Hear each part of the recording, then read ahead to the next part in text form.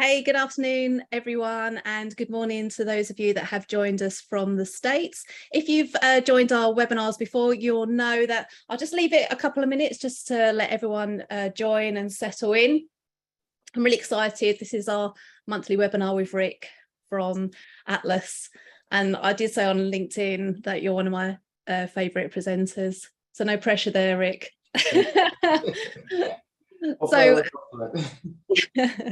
So yeah, I've been looking forward to this afternoon session, and as I said, we'll just wait for everyone to join. We'll just leave it for a few seconds, and then we'll get going. Just can't believe it's already been a month, Rick, since we last had our other webinar. Yeah, these are always amazing.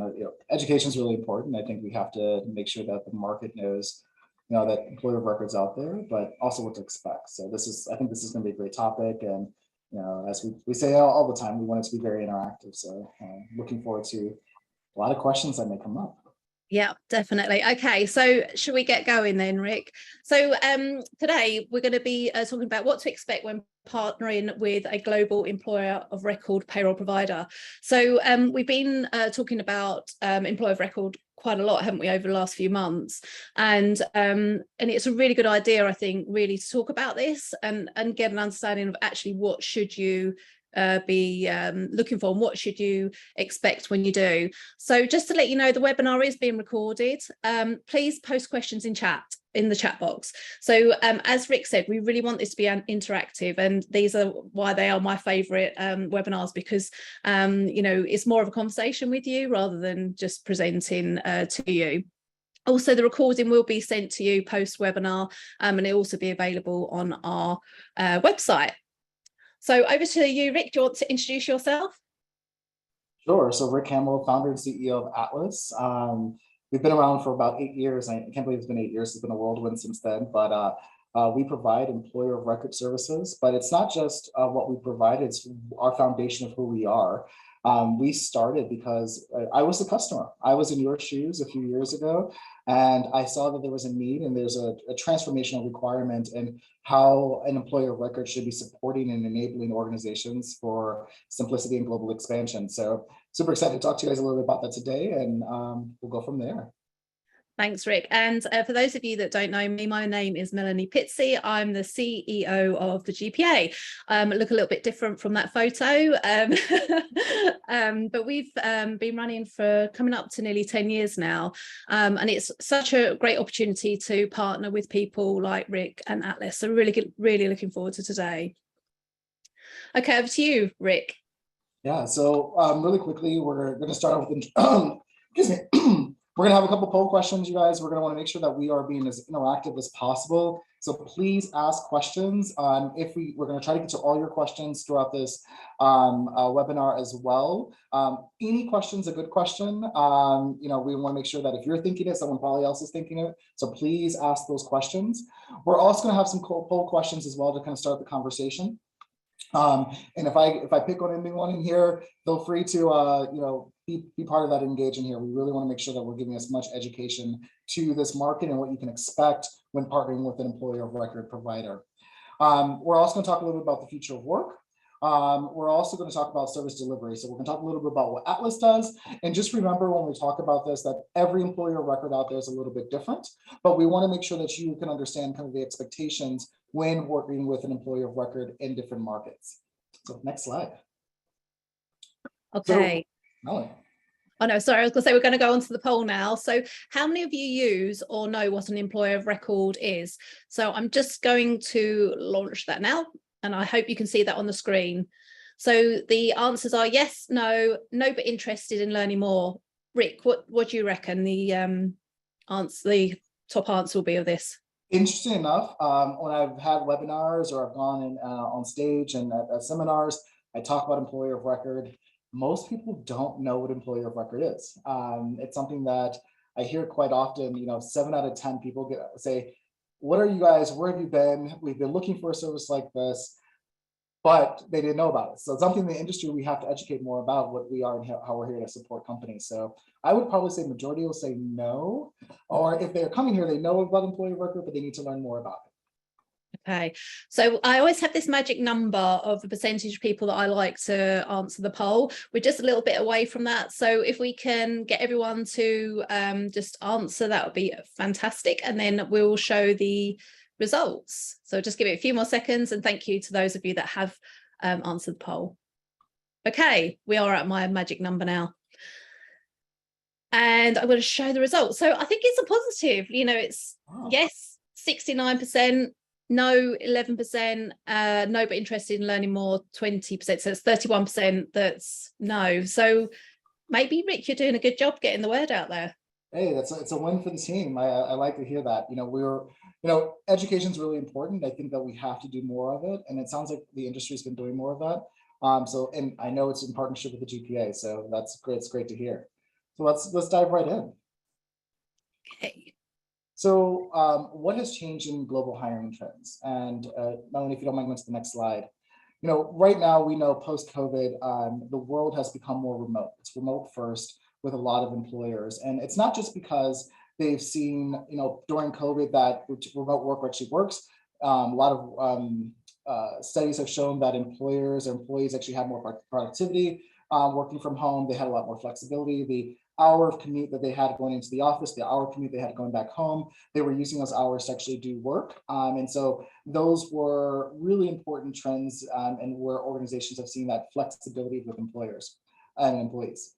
Another things that we've seen with trends that it's not just finding talent in your postal code anymore or your zip code, it's finding talent, the best talent around the world. So that employers are now looking at, hey, do I need to have do I have to have that developer that's in New York, or can I have that developer that's in Israel because that's the best developer that we can find, and that's what we need for our industry. So that flexibility of finding the best talent has been really important in how organizations are looking to grow their organizations as well. We've also seen more hiring trends. So if it's US companies doing business abroad, or European companies doing business in the US, or employers doing businesses around Latin or Asia, we've seen that in general that flexibility is because what we went through during COVID, right? The ability to work from home, the ability to get things done, the ability to work with the flexibility of time zones, no longer looking at or punching clocks anymore. It's all about getting the work done and a lot more flexibility, which employees like. We're finding more and more that employees are advocating with employers that they prefer to work from home versus coming into offices.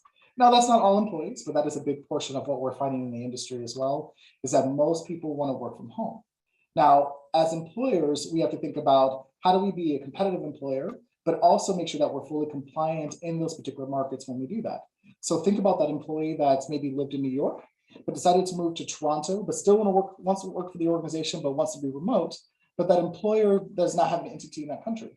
So to make sure that they're fully compliant in those particular countries, employers have to figure out how they can be compliant, but also flexible to retain that type of talent. So right now, what we're finding is that there's a huge revolution on global hiring trends. Working from home, flexibility, and hiring people around the world. That is what we're finding more and more on a day-to-day basis. Melanie, if you don't mind, go to the next slide. So remote work has fueled demands. Employers are now trying to figure out how to make sure they find that talent. So one thing that's going to be really important and what employer of record services can really support organizations with is that flexibility. That flexibility where if they want to hire that employee, using that example in New York, in Toronto, that employee moves to Toronto, that company does not have an entity in that particular country, that employer of record can still help that company retain that talent by hiring that employee in that given country where they actually have a local entity. So the employer of record would have a local entity in that country. But what else is driving that as well? We talked about the best talents, not just the talent that's, the couple hundred people that's in the talent pool that everyone's fighting for and developers in that poster code that you're in, but looking at talent that are in the billions now around the world. So we talk about flexibility and expansion, which is really important as well. So a shift to that remote work allows employers to be more flexible, but also finding the best talent, which the employer of record gives that avenue of that flexibility. So when we look at the advantages of, and I'll give an example of China, where it takes 18 months and $250,000 to set up an entity in that country, an employer of record can actually allow a company to onboard an employee as soon as 5 business days. So you think about that, 18 months, $250,000, or 5 business days. As an employer, especially as an HR professional, typically we're the last ones to find out about that. We're the ones that, someone's hired someone in a given country. They said, hey, just go ahead and pay them, and you've got to figure out how to do that. Well, with an employer of record, you're no longer having to call that attorney, that tax attorney, that accountant, the person that is set up or established entities, or figure out how to get around the law to actually employ those employees. You've got the flexibility to really retain those employees and bring them on from that perspective. So the shift to remote work, the shift to flexibility, and the shift to employers being more competitive in the market when they're looking for talent, the employer of record model gives you that foundation to be very successful, and it allows you to really look at continuing remote work, keeping and reducing costs of establishing entities in those particular countries, compliance, because you're partnering with a provider who actually knows how to do business in that country, which is very key when we talk about the different models of employer of record, and also the speed to market. Using China as an example again, 18 months to set up an entity, you can lose market share in that particular country because you're waiting to set up an entity in that country, where with an employer of record, you have the flexibility to get in as soon as possible. But let's talk about the reverse of that. Let's say you decide that you want to go into a country and you've already, if you go the traditional way that you've set up an entity in that market, then you have to think about the wind down if it doesn't work. So that flexibility you don't have because you've already set that up, and you got the cost to set it up and the cost to bring it down. But the remote work component of that with the employer record creates for foundational pieces for you is that we also can allow you, when you're ready to come out of a market, you can do it very flexibly because we actually have our entities, you're just offboarding that employee. So it's cost effective for an investment, it's cost effective if you need to divest out of that country, and it also gives you a lot more flexibility to that $250,000 that you would use in China, you can now live in many, many markets. Giving small to mid-sized businesses an opportunity to really grow and compete in the global markets against the bigger boys out there. So next slide. Rick, just there was a question for Georgina, and I think you did answer it. So Georgina just said, would the employee then be then employed by the employer of record? That is correct. That's a great question. So as an employer of record, we are the legal employer in country. So the employee would sign an employment agreement with the employer of record, given that the employer of record actually owns that entity in that country. And then what our clients, what we call or consider the managing employer. So the day-to-day activity of the employee, the right of direction of the employee is managed by our clients.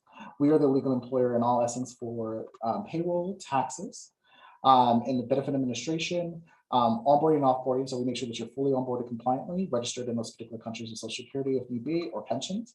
Or if you need to offboard, we have to do the deregistration, we have to do the termination, and we're responsible for any of the mutual termination documents for the employee.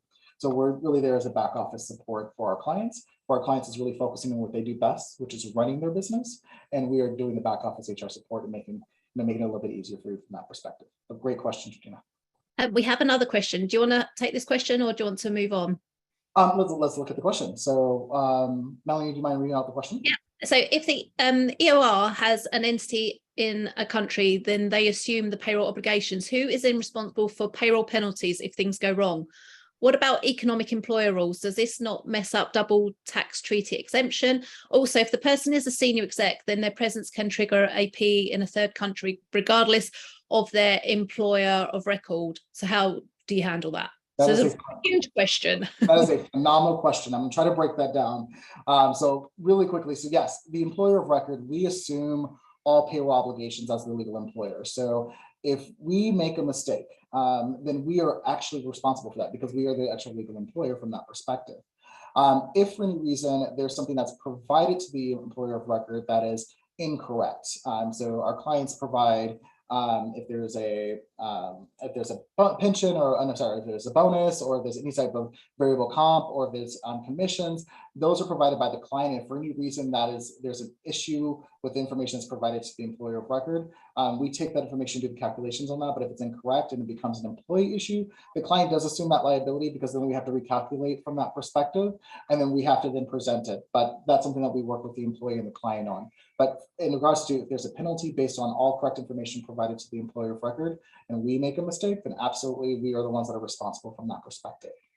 When we talk about creating PE risk, now every industry is a little bit different from that perspective, even hiring executives. Now, Atlas, as we have executives underneath our employer of record solution, but that's because the way that we write our contract is that our executives are not considered executives underneath our agreements. our executives are considered just employees. Now, they may have executive benefits, but we outline that to make sure that we're fully compliant with and kind of mitigating that PE risk.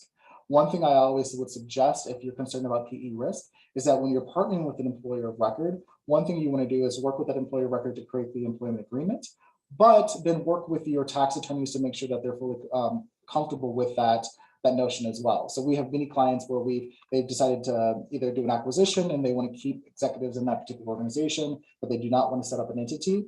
We come in and we actually go through that process with a due diligence process during the acquisition. Or if they're looking to go into a new market and they need to hire someone that's in a higher level position, then we would work with them and their tax attorneys to ensure that the employment agreements outlined and fully compliant to avoid that PE risk. But that is something in partnership that I would always recommend working with, in particularly certain countries that you want to look at and make sure you're fully compliant with it. And happy to take that question offline and set up a call to talk to you a little bit about that if that's a need that you have. Thanks, Rick. All right. So what can you expect as an employer of record to provide or resolve for your global people operations? So we'll talk a little bit about that. So one thing that we typically find that our clients are looking for is they want to set up employees quickly. They want to make sure they meet compliance and regulatory needs. Global payroll, because they want to make sure employees are paid on time. Automation and visibility. Reporting is very important. And I think that's one thing that's going to be really important when you're looking at not just your first employee, but your second or third employee from that perspective. And so making sure that you have the right reports in there, that's going to make sure you're fully compliant. Vendor consolidation. So there are many companies that we've had conversations with where they, one division's worked with an employer of record, another one's worked with a staffing organization, another one's worked with this, and they're looking at figuring ways to consolidate that as much as possible and have one overall employee experience, which is really important to them no matter how many countries they're in. Some of our clients have 250 employees in over 47 countries, and they want to make sure that 47 countries are going to be aligned and streamlined, and that employee has that same experience across the board. And so vendor consolidation is going to be really important. And then seamless integration. So how are we integrating with your accounting platforms, depending on the number of employees you have, and how do you want to make sure you're streamlining that data? When you're looking at D&I, which is really important, and it's a big topic these days, how do we make sure that you understand what your global people operations look like? And so these are some of the top questions that come up with clients and the needs that come up with clients. And there's obviously a little bit more than that as well if you want to dive in a little bit deeper. But what we do is, how do we support that is actually a little bit different than a lot of our competitors out there. One is that Atlas owns and operates over 160 entities around the world. So we have actual entities in countries around the world. And we support that with localized expertise and resolution within the same time zone. So we focus on both the client, which is like your account manager, your implementation manager, and then we also focus on the employee, which is the employee experience, which is the employee relationship coordinator that we provide to our clients. And I'm going to pause right there and kind of talk a little bit why that's important. So prior to starting Atlas, I was head of HR for a government contracting agency. And that government contracting agency had to spin up in Saudi Arabia, Singapore, and Japan. And I did like everyone else did. We went online, we tried to find a solution, and I found someone that said they can do something similar to what we do here at Atlas. And they kind of mucked it up a little bit. They did not own their own entities. They outsourced to third parties. And when we started to onboard employees, we realized that visas were not being processed correctly. Employees weren't being paid on time. And that really created a really bad employee experience. And so I was dealing with employee calls at 4 a.m. and then dealing with their spouses at 9 o'clock in the morning, trying to explain what was going on. And I realized at that moment that that outsource model wasn't really working. I needed to have someone that really was responsible for, or had skin in the game, or had a vested interest in making sure that the employees were taken care of. So when we built this model here at Atlas, we were very focused on that because I was the customer. I was very focused on making sure that my employees have a really good experience from that perspective. And so building that model is going to be really important. So making sure that we're able to support both on a localized, we like to kind of call it localized. We want to be global, but local from that perspective, and providing that feedback to worksite employees and to our clients and servicing them both equally. Again, having a cloud-based system as well. So everything in the cloud was really important. And within our EOR platform, and we'll talk a little bit about this when we get down to the Nelson Hall and Everest reporting. But when we look at our technology, we have an end-to-end solution to really allow clients really to expand, onboard, and manage and pay employees directly in our platform. So we talk about a single pane of glass. We are one provider in 163 countries. So we are able to really support our clients and give that same solution or same experience across the globe. And really in one solution, they can actually manage all of that within one platform. And then, as I said earlier, that's that seamless integration. We are that one platform that really has a full suite of HCM solutions within our platform from that. And what we found with that is the proven benefits that come with that, kind of our overall model. You talked about, using 20 weeks or 2 weeks to onboard employees. The cost is reduced because you're not worried about outsourcing to third and fourth parties. You're able to get, because we're a large employer in a given country, you get to be more competitive because we have benefits in these particular countries that have hundreds of employees on them. So you get the benefits of a large employer benefit cost. Workers' compensation savings, same thing with insurance. You get the benefit of a large employer. And then again, you're working with one partner. I like to say one throat to choke that you get to partner with from that perspective. That's really there to support you from your overall global operation perspective. Now, I see we've got some questions coming up, and I want to make sure we can dive right into those a little bit. Melanie, do you mind reading off a couple of them? Yeah, that's great. I was just about to ask you. You read my mind. So super interesting, which is great. Do you also provide HR consultancy that we pay for if needed for specific, not necessarily comp and ben related? Absolutely. So I think one thing what's great about our solution is that we partner pre-employer of record and post-employer of record. And I'll explain what that means. So we work with a lot of firms who are trying to figure out how they're going to have global strategy. So we have a tool that we call our Insights tool, which is a database for 170 countries of rules and regulations, tax forms, employment agreements, employee handbooks, both in English and the local language. We have a thing called Ask an Expert, where you're able to consult with us to kind of figure out what you want to do. You can do a country comparison within that platform as well to see how if you want to look at 5 countries and trying to figure out your expansion component, we'll actually work with you to say, okay, here's the average and of vacation time, average benefits that you have to offer, what type of industries are expanding in that particular market. Here's your benchmarking that you need to see and understand between these particular countries, and you can compare that. And then we would work with you to say, hey, what makes more sense for your industry? What are you guys looking to accomplish, and what type of talent you're going to get out of that? So it's part of our overall suite that's in our platform. And then we have what we call the human factor, which is making sure that when you need to ask questions, you've got support, if it's HR professionals or legal professionals within our organization that can help guide that with you in those particular countries and those regions for you. So absolutely, we can do that. And the human support is so essential. I think it's really, really essential. I think this question may have been answered in the previous question, but as payroll requires specific legislative requirements per country, how do you choose payroll software solutions to ensure compliance in each country, or do you develop software in-house?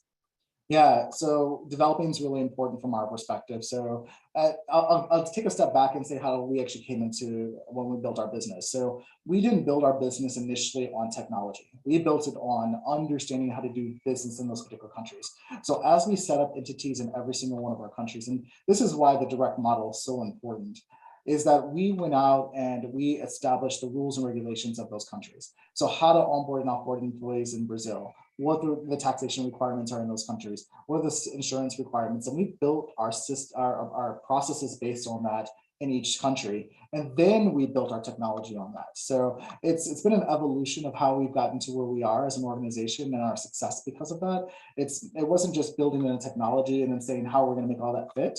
It was actually building the process and procedures and creating that foundation first, and then on top of those process and procedures and that foundation, then we built our technology on a country by country basis, which has allowed us to do that from that perspective. One thing we do partner with is organizations like PwC or Grant Thornton, who do support us from a taxation perspective to make sure that all the taxations are filed and completed in those particular countries, but and also help us with our also global audits as well. But we are very focused from a technology lens. We built that on a country by country basis, which is why that direct model was so important to our success. Right. Another question, do you also provide advice how to convert a salary from a benchmark level in the home country to a salary on the same benchmark level in another country, in the other country? So what you're asking is how do we do a cost of living adjustment and a review from that perspective? We have done that for our clients before.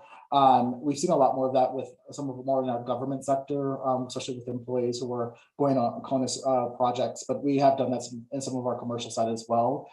It's not something that's included with our overall service, but it's something that we do on a consulting basis. I'm happy to have a conversation with you on that and kind of walk through kind of our process.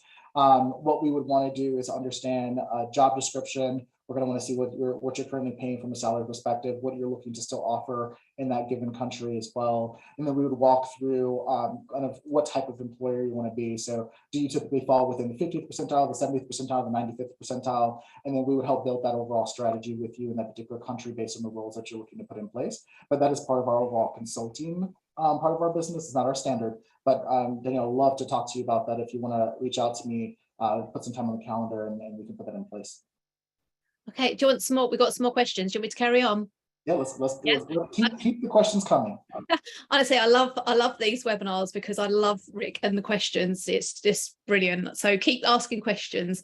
If we use Atlas to accelerate entry to a new country and in parallel form our own legal entity, is there a route to transition employees from Atlas to direct employment by our entity? Absolutely, Justin. So I'll give you some feedback on that. One thing, if it's great to be upfront when you're working with an employer of record on that, because we can help build a strategy of what your exit strategy is going to look like with the employer of record. Now, our goal would be to keep you on as a client for the next 20 years if possible. But we also understand that when you get to a certain scale, you're going to want to offboard from that perspective.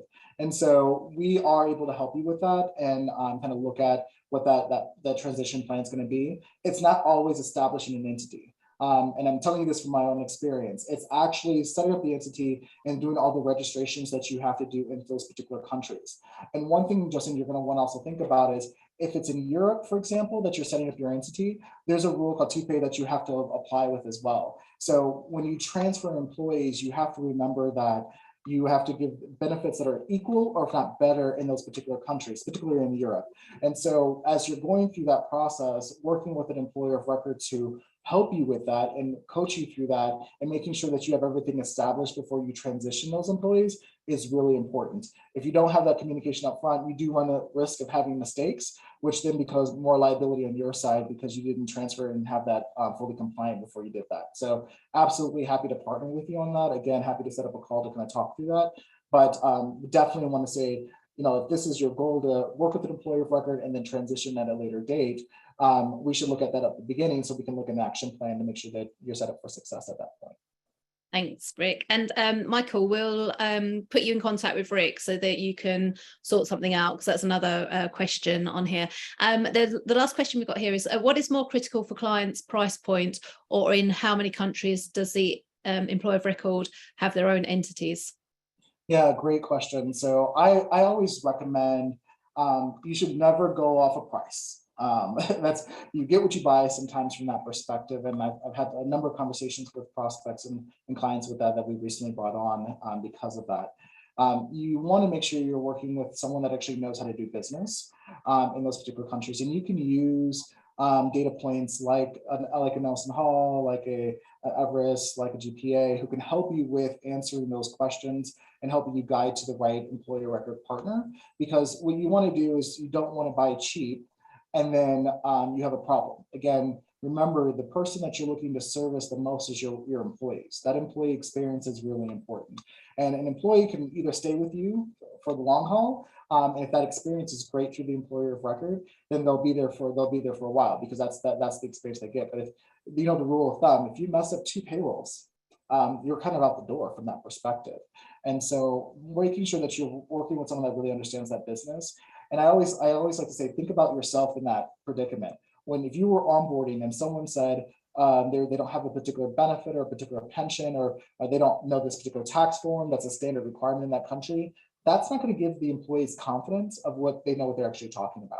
And so that's going to already put you on uneasy ground from that perspective. So I highly recommend through the sales process, ask those very tough questions to your employer of record. Ask to talk to individuals in HR or their legal teams. Ask if they really know what they're doing. Ask if they have their own entity, because that will be telling as well if if they're just a middle person or they're a broker, or if they're actually the ones that are on the ground and supporting you from that perspective.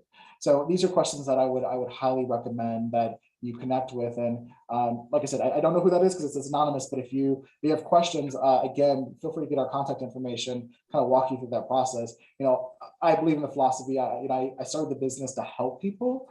And so we're obviously not a nonprofit, but I'm here to really support you guys and really help you guys understand how to navigate this, because it's a new industry, it's a new world, but we are living in the new future of the world of work, right? So this is where I can help you kind of navigate and answer. So ask some of those questions through that process.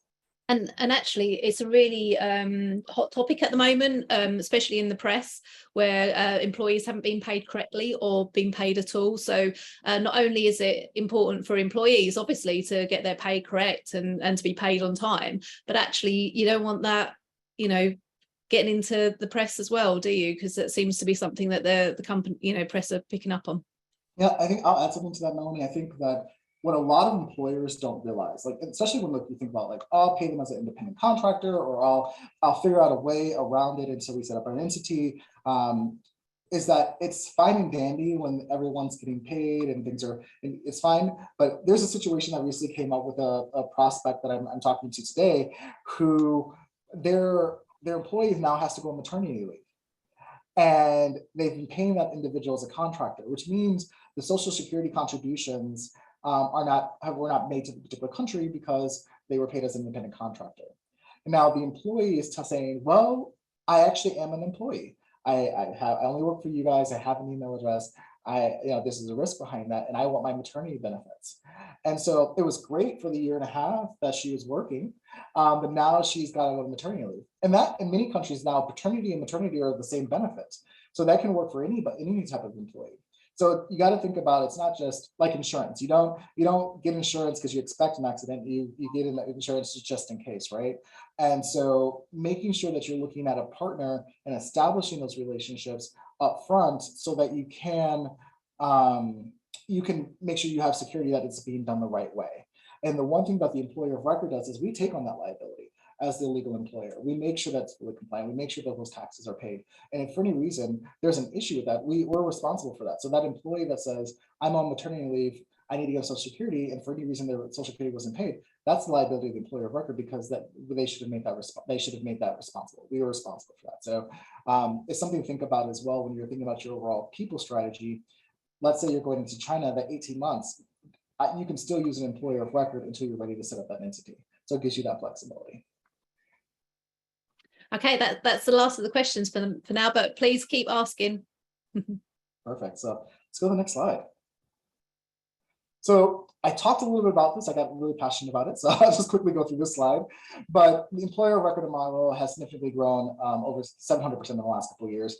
Obviously, post-COVID has been an accelerator for the market.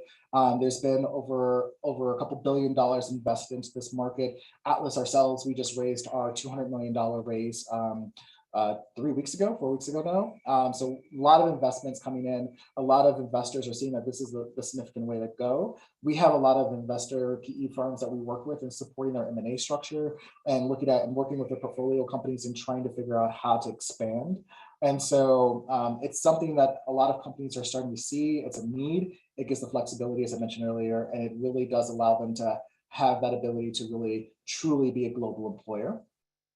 Another thing is that people can work anywhere. And so we tend to get back into what does it mean for you to be a competitor employer?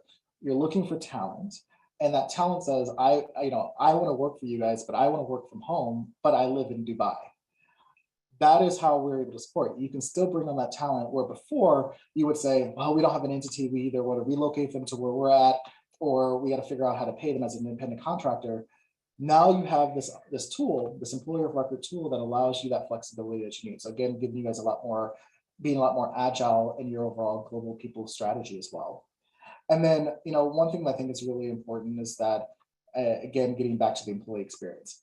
I've been there as a head of HR, And you have to really think about how to be able to support that employee. If you are in Europe or in the US, but you're hiring individuals in APAC, how do you make sure that that employee knows that they are supported? And I think that's really important. We all know the foundation of our organizations are our people. And if we don't recognize that we need to make sure that we're supporting them, that they're not just a cog in the system, that they are actually our success, a key to our success, we got to make sure that we're giving them the right tools to be successful. So making sure that you're supporting them in the time zones, their own languages. You know, my favorite quote is from Sylvia Vergara, which is, don't judge me in English because my Spanish, I'm brilliant in Spanish.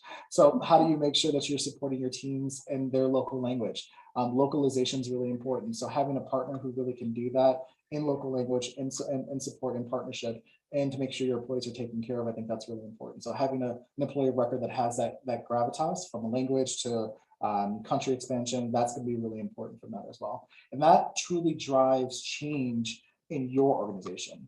You can expand faster, you can develop faster, you can support your clients and your employees, and it gives you the flexibility to test new markets and expand new markets, even if you're a small to mid-sized business as well. And to be honest with the GPA, it's really exciting for us because we can now look for talent all over the world. What a fantastic opportunity that we maybe couldn't have done 10 years ago, and now the whole world's changed and we can get people from any in any country really. And we've got a couple more questions. Do you want me to, are you ready? Yeah. Okay. I assume we can choose which benefits should apply or on what level we want to offer them to the employee. Yeah, so I'm going to answer that question with a caveat. So there's statutory requirements in every country that we have to make sure we make those minimum statutory requirements. Atlas has what we call a master plan of healthcare benefits, and it's well over 150 plans that we can offer. We have global plans and local plans that we can offer for medical, dental, vision, disability insurances, life insurances, pension programs, et cetera, across the globe. And we would partner with our clients with that menu of benefits that you would like to offer.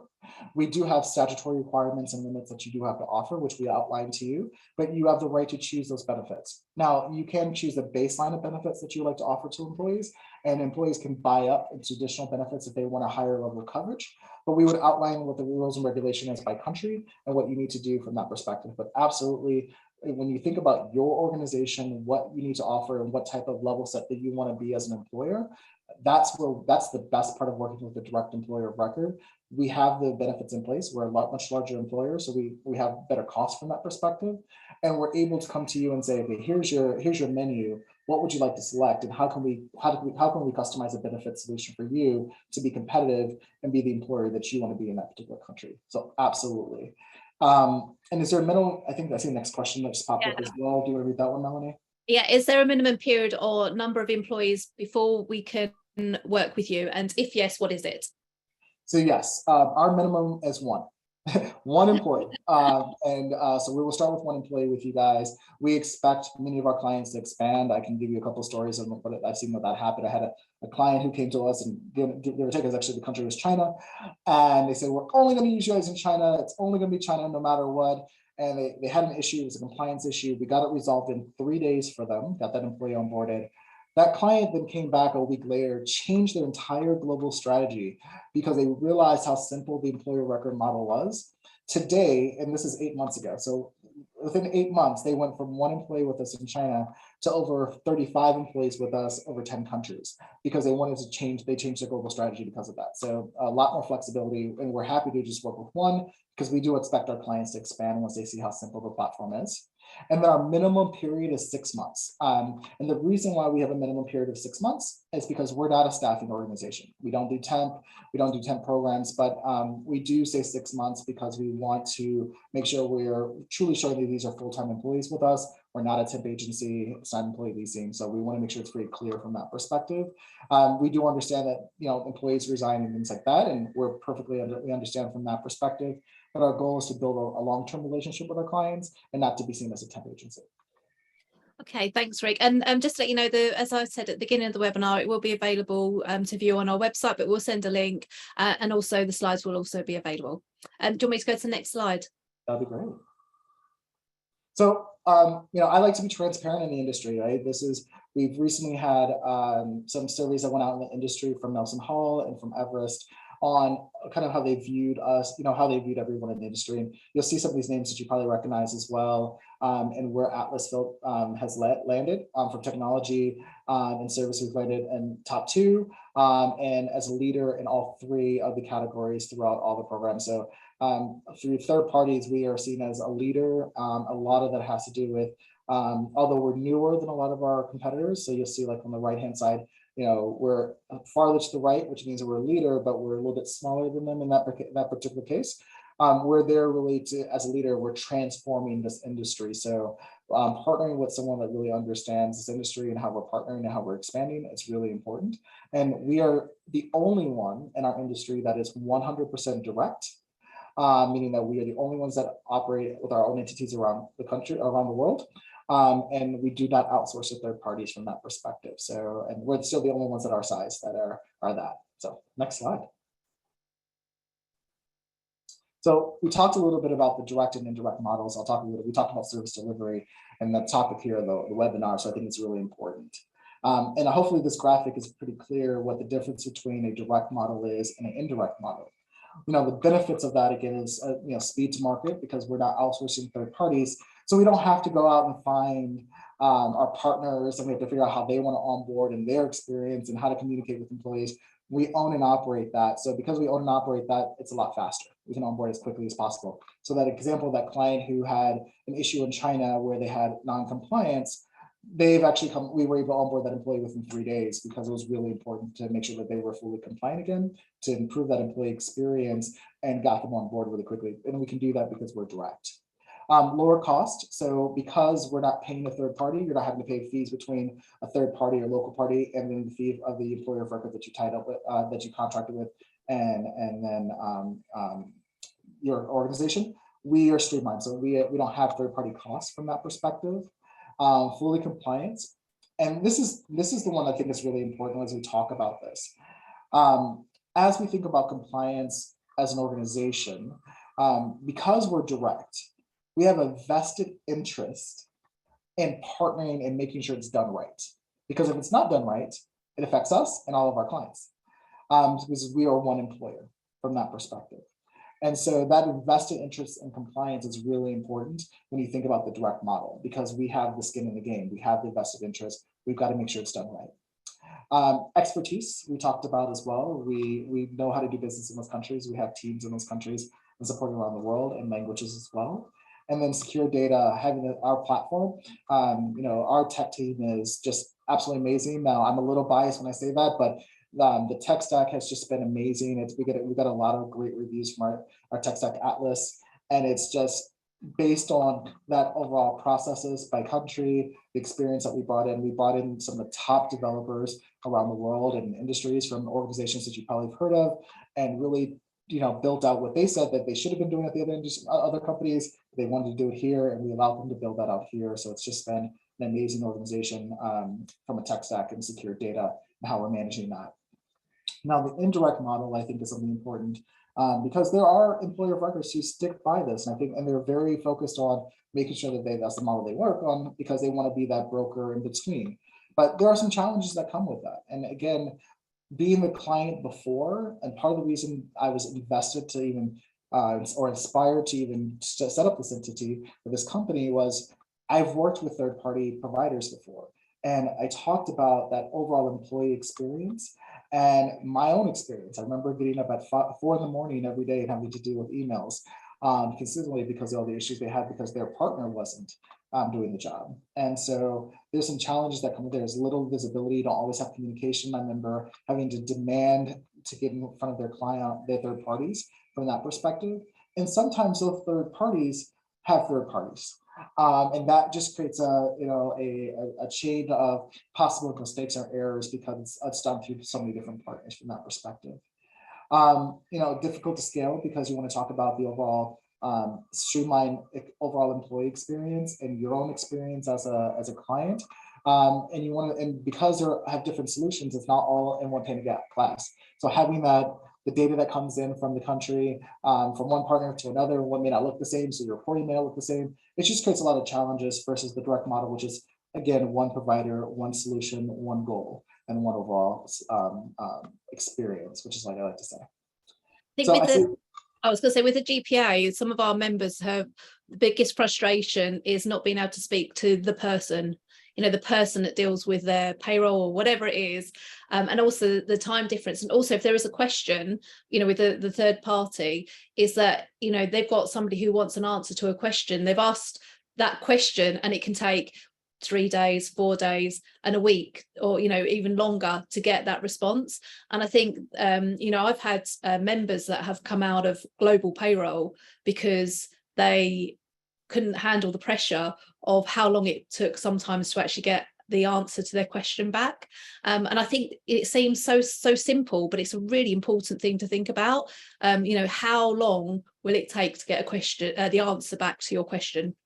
Yeah, and think about that as well, as if you remember that game where I think they called it telephone is what we used to call it in the US, but by time someone tells you something, by the time it gets to that other person, it's been translated so many different times. Yeah. And so that direct model is so important because you get direct feedback on what the answer is to your question versus, again, going through one party to another party to another party. So by the time you get it, it may not be the right answer because it's been translated so many different times from that perspective.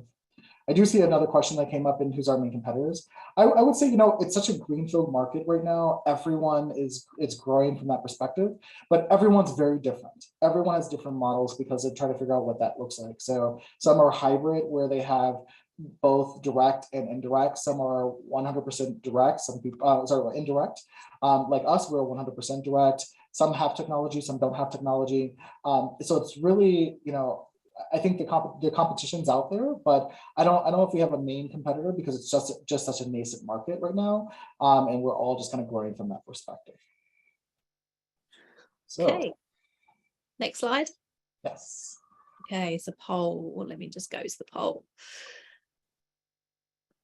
Okay, so which model, direct versus indirect, works best for company and employee experience? Direct model or indirect model? And I'm going to launch it now. Now we want you guys to answer the question based on your own understanding of the models and also your own business and what you'll be looking for and how to support your particular employees.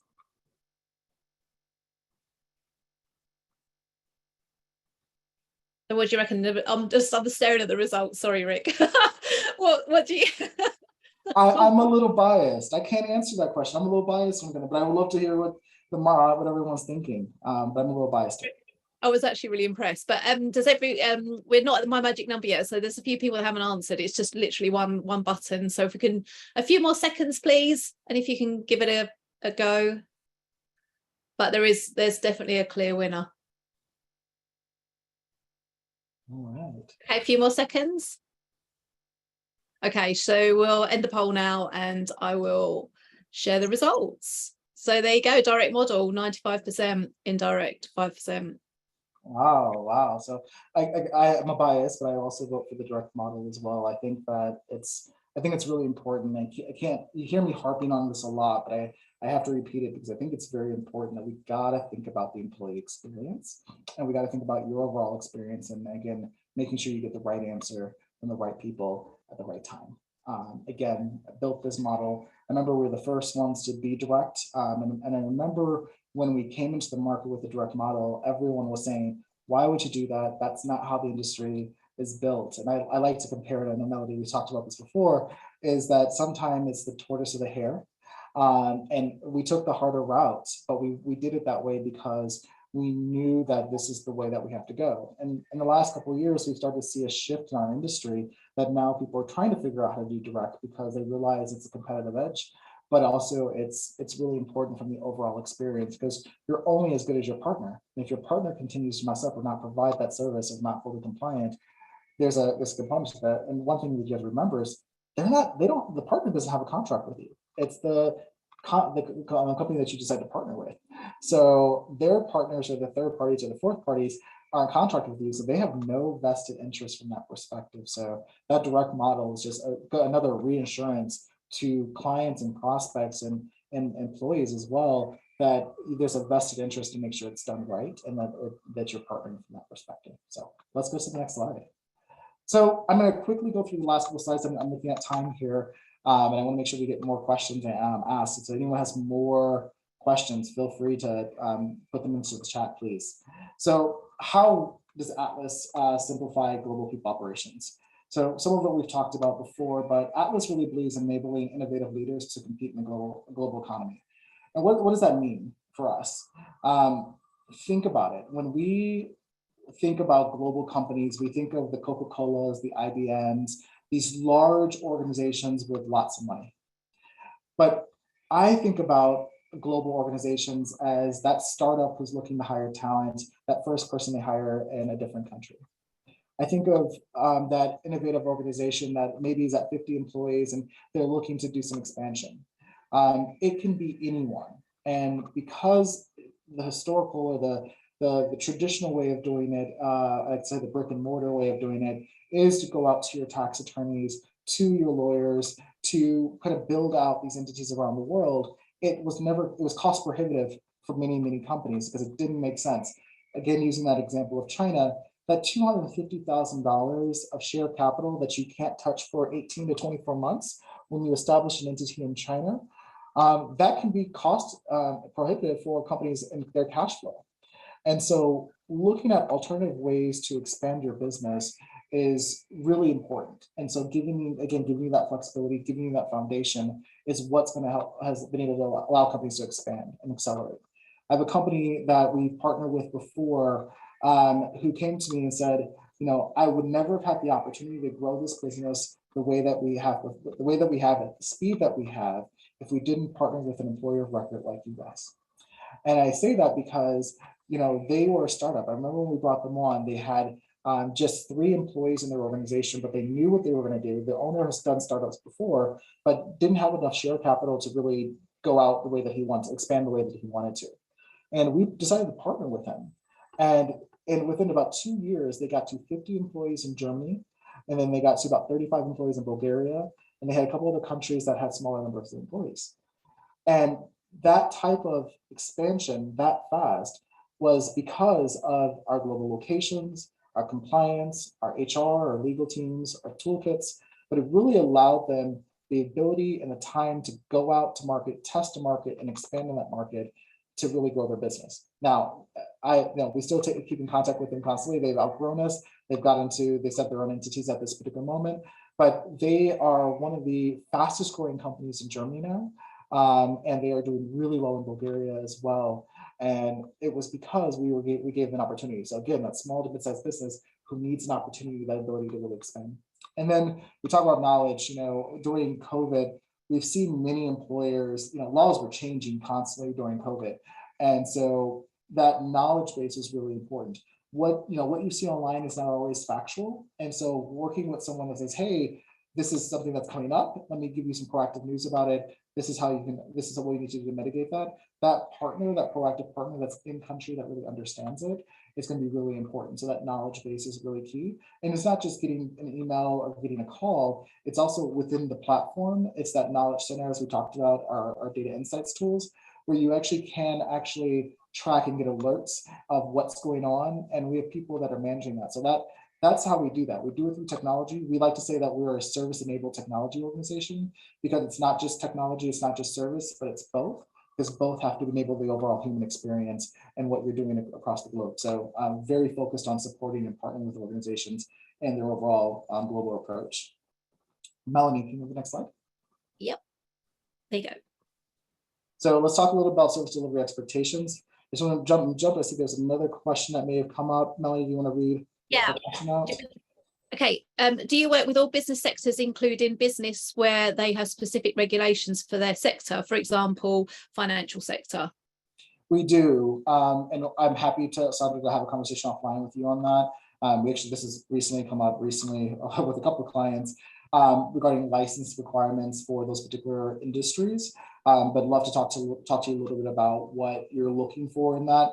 If it's a licensed position, we have to talk through some regulation processes in place that we have to put in place with you guys. if that's what you're looking for, but we have done that in the past, but there's a couple additional steps when it comes to license requirements for specifically under the financial sector, but happy to talk to you guys about that. Okay, just go next slide. Yes, thank you. So I'm going to quickly go through these because I know we have 6 minutes. I want to make sure we're on time here as well. But your success is our priority. So making sure that when partnering with Atlas, we are committed to making sure that you are successful, that you have the adoption and utilization within our solutions, that you have that goal. Again, we talked about a partnership, understanding what you're looking to accomplish, and making sure we're putting that in place for you. So when you're looking at the investment that you're paying to Atlas, that we're actually making sure that you get a return on investment from that perspective. That's a really important part of our overall strategy. So it's not just transactional. If you want a transactional EOR, we're not the ones for you. We are the ones that are really there to partner for the success of our overall clients and making sure that you have all the tools and expertise behind you to make sure that you got your war chest when you're going out to the new market. So that's a little bit more of kind of how we think about our client success team and how we're actually supporting our clients across the globe. Next slide. So we talked about roadmap, so how we support our clients. We initially start off our kickoff calls. We kind of build a path and a roadmap of how we want to set you guys up. Even with one employee, we talk about where you guys are going to go, how we're going to support you guys. Sometimes they're longer calls, sometimes they're shorter calls, but we really want to make sure we understand your overall strategy. And then we also do check-ins with our clients on a quarterly basis to make sure we're hitting those targets, those KPIs that we're establishing with our clients to make sure we're setting you guys up for success. And we've seen that work because our clients are expanding very quickly. Our clients typically within the first 90 days are doubling in size with us, if not tripling in some cases. They're constantly adding employees because they see the simplicity of that. And so we build this roadmap out for you guys to make sure that we understand your expectations and you understand our expectations so we can build this together as a partnership. Next slide. A little bit about what we do here. I'll quickly go through this. This is kind of our overall service delivery. So you see that behind that account manager, behind that HR team, there's an entire team that's there to support you. Not every one of these are individual points of contact, but that you've got an army behind our team that's really making sure that you've done this correctly, from regional leadership to the individual data entry clerk. We're really there to support you across the globe and making sure that you are supported and always our number one priority. I had one of our clients the other day tell me, you guys always make me seem like I'm your most important client, and I know that I'm not, but you always make me feel that way. And that's what we want to hear from all of our clients. We want to hear that it's not transactional, it's that it's a partnership, and that you want to grow this partnership together. And so with 3 more minutes, I'll go to the last couple of slides and we can finish out. Same thing with operational onboarding. We look at our success and how we set up, how you're supported across the globe, both with leadership, with our implementation team, account management team, payroll team. It's really putting a process in place and building out roadmaps to really support our clients for success from an operational lens, and just such a phenomenal team that's there to back and support our overall service delivery team. And the next slide. And then what automation and process means for you, really trying to make sure that we're thinking about all these particular pillars here to make sure that you are set up for success. So if it's automation of inputs, automation of validation, automation of payments, speed, making sure that we're validating your inputs, making sure when you meant to put 1,000, not 100,000, we validate those things for you, making sure that we look at accuracy, making sure compliance is in place, improvement of accuracy of payment delivery, that's really important as well. And then reduction in payroll inquiries or payroll accuracy. We've got to make sure that it's done right at the end of the day. We want to make sure that we are building our relationships and our technology that are constant improvement, constant speed. Our goal is to constantly, if we have a 5-day goal, we want to get to 3 days, but we want to do it the right way, and we want to do it through technology.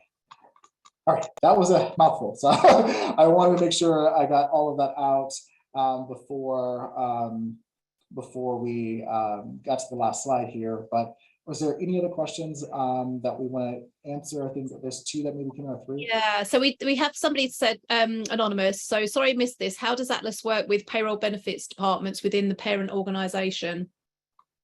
So what we do is you have a platform that just like you would do with any other payroll platform, you would actually go in, you would actually input all your payroll data from that perspective within our system. And then it would actually calculate your cash requirement report, which is your invoice for your payroll. And I'll have all your data that you need by employee and by country.